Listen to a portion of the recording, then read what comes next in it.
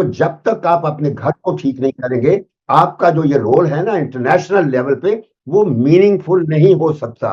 लेकिन अब सबसे पहले पाकिस्तान, प्रेसिडेंट मुशर्रफ एक नारा लगा के गए थे, यकीन करें बस हो गई है, अब सबसे पहले पाकिस्तान। एक गुलाम कंट्री के तौर पर जब अमेरिका चाहे हमें इस्तेमाल कर लेता है, तो ये सारे हालात का ओपन बुक है, जिसको देख लीजिए और आप अपना हश्र देख लीजिए कि आइंदा क्या होने वाला है। ये 26 करोड़ अवाम के बारे में सोचे, हम कोई हजूम नहीं है, हम कोई जानवर नहीं है, ये अब हमारे बारे में सोचे। नमस्कार दोस्तों, मैं हूं सौरभ एक और नए वीडियो के साथ। दोस्तों, ये जो हिलाली का भाई है, मतलब सच में भाई आप लोग मत समझ लीजिएगा, क्योंकि ये दिखने में वैसा लगता है, बात करने में वैसे ही है, लेकिन थोड़ा हिलाली से समझदारी का बात करता है।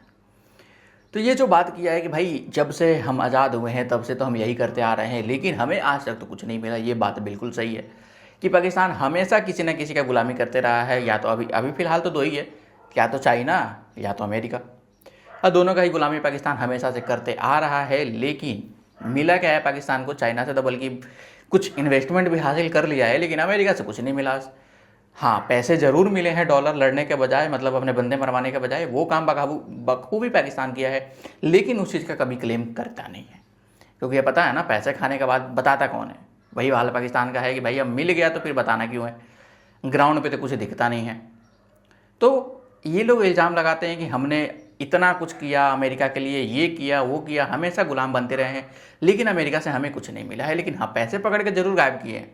सब अपना अपना होता है ना, फ्यूचर सेट करने में अमेरिका से पैसे लेकर के फ्यूचर सेट ज़रूर किया है अलग अलग देशों में, लेकिन ग्राउंड पे पाकिस्तानियों के लिए सच बात है कि कुछ नहीं हुआ। तो चलिए देर न करते हुए सबसे पहले इस वीडियो को देखते हैं, और अगर वीडियो अच्छा लगे तो वीडियो को लाइक जरूर से कर दीजिएगा, चैनल पर नया तो चैनल को सब्सक्राइब कर लीजिएगा, बेल आइकन प्रेस करना ना भूले, ताकि यार आने वाली लेटेस्ट वीडियो का नोटिफिकेशन आपको मिल सके, और अपने डॉक्यूमेंट्स में जरूर से दीजिएगा। तो चलिए सबसे पहले इस वीडियो का स्टार्ट करते हैं, फिर मिलते हैं वीडियो के एंड में। मैं कहता हूँ जब से हम आजाद हुए हैं, हमने सर्द जंग तक हमने लड़ी थी।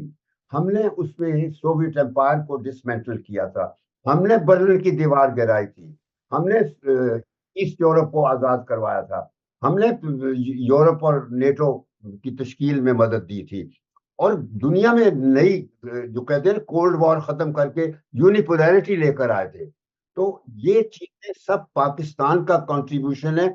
आज भी उसी तरीके से पाकिस्तान कंट्रीब्यूशन कर रहा है। कितने बड़े वाकयात हुए, फायदा क्या हुआ?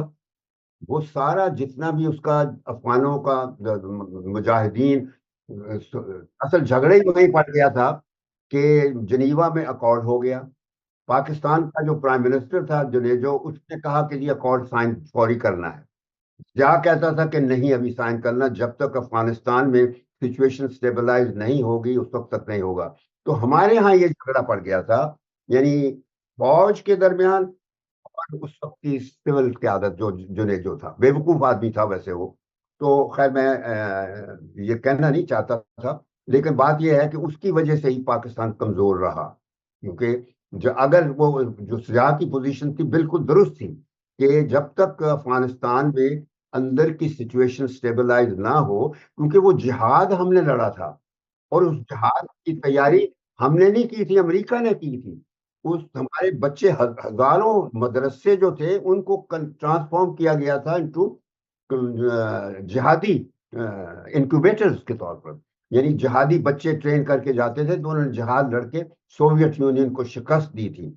और उसके बाद जो जितना भी मलबा था उस जिहाद का, वो पाकिस्तान पर गिरा। तो वो हम पर अभी तक हम उस मलबे के नीचे दबे हुए हैं। वही चीजें हम कर रहे हैं जो हमारे प्रेडिसेसर पहले करते आए थे। जो जियाउल हक के जमाने में हुआ, वही फिर मुशर्रफ के जमाने में हुआ। उसी तरह अमेरिका का एजेंडा जो था पोस्ट 9/11 के बाद जितनी सिचुएशन थी, वो पूरी जंग जो कि अमेरिका ने अफगानिस्तान में तालिबान के खिलाफ लड़ी थी, वो मुशर्रफ खींच कर पाकिस्तान लाया था, और अपनी जंग बना के हजारों पाकिस्तानी मारे गए ड्रोन अटैक्स में, अमेरिका मारता था हमारे हवाई अड्डों से।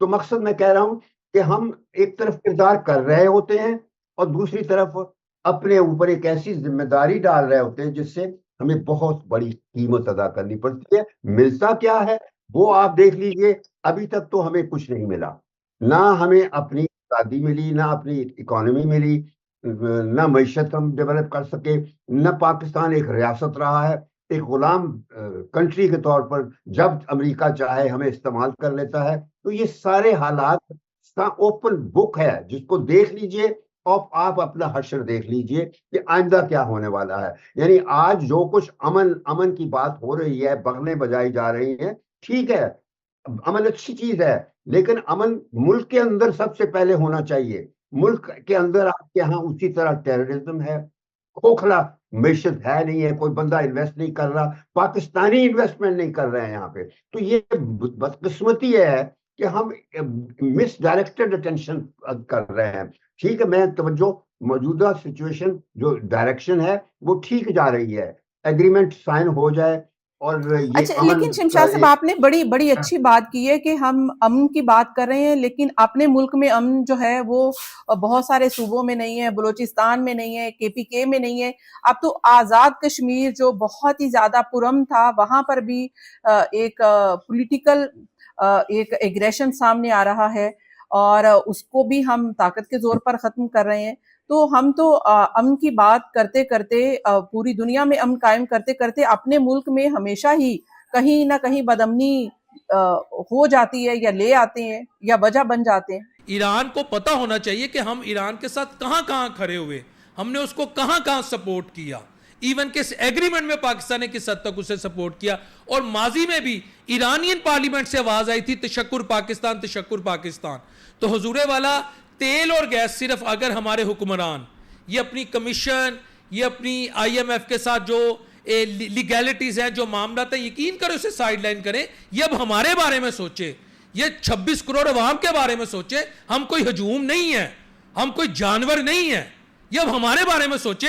इस एग्रीमेंट का फायदा मैं कहूंगा तब पाकिस्तानी या पाकिस्तानियों को होगा जब मेरे मुल्क में जो गुर्बत से, जो बिजली की कीमतों से, जो एनर्जी प्राइसेस से, मैं आसान अल्फाज में कहता हूं पिस के रह गए, उनको नफ्सियाती मरीज बना दिया है, जब वो उसके निर्गे से निकलेंगे फिर मैं कहूंगा हां ये जो इस्लामाबाद MOU है इसने पाकिस्तान को फायदा दी है।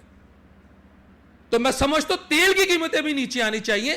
फिर एक तरफ है चाबहार पोर्ट, एक तरफ है ग्वादर पोर्ट। यकीन करें ये रीजनल हब बन सकते हैं पूरी दुनिया के लिए। They are like a sister ports, they are like a brother ports. दोस्तों अब तो मुझे यही लग रही है पाकिस्तानी मीडिया का, एक दिन पहले भी मैंने आपको वीडियो शेयर किया था कि अब ये लोग पूरी तरह से कटोरा लेकर के तैयार है और जो $300 बिलियन मिलना है ईरान को, उसके ऊपर इनकी सारी नज़रें टिकी हुई है कि भाई कब वहाँ पे पैसे मिले और कब हम लोग ऐसे हाथ फैला करके पड़ जाए ईरान के आगे कि भाईजान कुछ मदद कीजिए, हम आपके लिए ये किए वो किए। ये लोग पूरा गिनवाना स्टार्ट करेंगे कि देखें हमने आपके लिए क्या क्या नहीं किया। जो नहीं किया वो भी गिनवाएंगे, जो किया वो तो गिनवाएंगे ही गिनवाएंगे। लेकिन ये पूरी तरह से तैयार हैं कि भाई अपने भिखारियों को कैसे अब ईरान में सेटल करना है, अपने लेबर को कैसे ईरान भेजना है और ईरान से कैसे 2-4 बिलियन वापस मांग लेना है।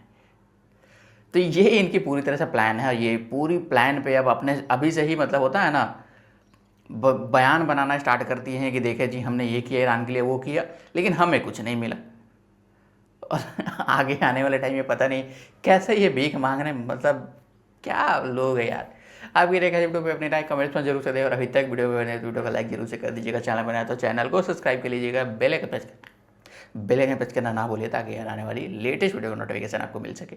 और अपनी राय कमेंट्स में जरूर से दीजिए। मिलते हैं किसी अगले नेक्स्ट मजेदार टॉपिक पे, तब तक के लिए जय हिंद, जय भारत।